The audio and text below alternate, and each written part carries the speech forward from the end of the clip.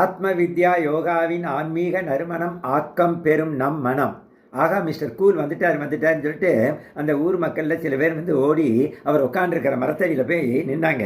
Mister cool, என்ன உங்களை ரொம்ப நாளாக காணுமேன்னு, நீங்கள் எல்லோரும் ரொம்ப ஹாட்டாக இருக்கீங்க போல இருக்கு, உட்காருங்க, இன்றைக்கி நான் வந்து குளிர்ச்சியான ஒரு செய்தியை சொல்கிறேன்னு சொல்கிறாரு. என்ன செய்தினாங்க? எஃப்ஐஆர் ரெட் அப்படின்னாங்க.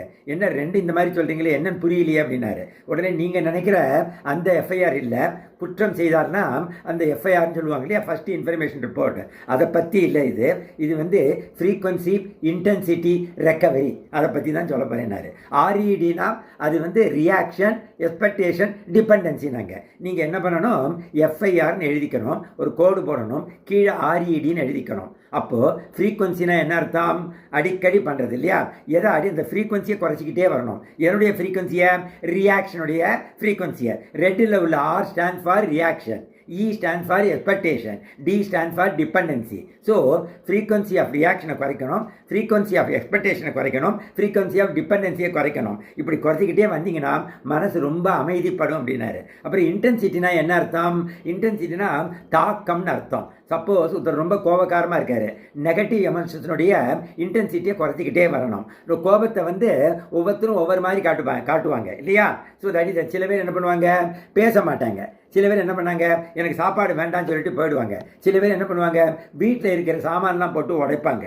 சில பேர் என்ன பண்ணுவாங்க, அடிச்சே விடுவாங்க இல்லையா. இந்த மாதிரி கோபத்தை பல விதமான இன்டென்சிட்டியில் காட்டுவாங்க. பட் நம்ம இதில் அந்த இன்டென்சிட்டியும் என்ன பண்ணணும், அந்த ஃப்ரீக்வன்சியை குறைக்கணும், அந்த இன்டென்சிட்டியும் குறைச்சிக்கிட்டே வரணும். அதான் இம்பார்ட்டன்ட் திங். ஸோ இந்த மாதிரி பண்ணினால் ரெக்கவரி ஈஸியாகும். எதுலேருந்து?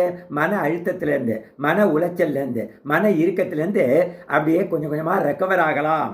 ஸோ இதை நீங்கள் எப்பொழுதும் அடாப்ட் பண்ணுங்கன்னு சொல்கிறாரு. ஸோ இன்னிலேருந்து கோபப்படுறத, பொறாமப்படுறத, கவலைப்படுறத, பயப்படுறத போன்ற நெகட்டிவ் எமோஷன்ஸுடைய ஃப்ரீக்வன்சியை குறைக்கணும், இன்டென்சிட்டியை குறைக்கணும். சீக்கிரமாக நம்ம எல்லாத்துலேருந்தும் ரெக்கவரி ஆகணும். அப்போ தான் ஆரோக்கியமாக நம்மளால் வாழ்க்கையை நடத்த முடியும்.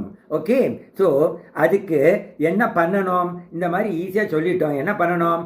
தியானம் பண்ணணும், பிராணாயாமம் பண்ணணும், சேவை பண்ணணும், சத்சங்கத்தில் இருக்க வேண்டும், ஆன்மீக விழிப்புணர்வை அதிகப்படுத்தி கொண்டே வர வேண்டும், நாமஜபம் பண்ண வேண்டும். இதெல்லாம் பண்ணினால் மனசு அடங்கும். இந்த விழிப்புணர்வு வந்தாச்சுன்னா நம்மளே வந்து நம்ம அறியாமலேயே நம்மளுடைய கோபதாபங்களை குறைத்து கொள்வோம். இறைவா நன்றி. So don't forget FIR RED. இதை பண்ணினீங்கன்னா உங்கள் வாழ்க்கை ரெட்டாக இருக்கிறது க்ரீனாக மாறிவிடும். இறைவா நன்றி.